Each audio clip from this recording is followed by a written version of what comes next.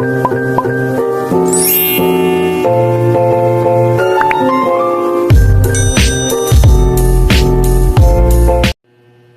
guys, dito tayo sa taas ngayon. Prank natin, gugulatin natin siya. Later. See.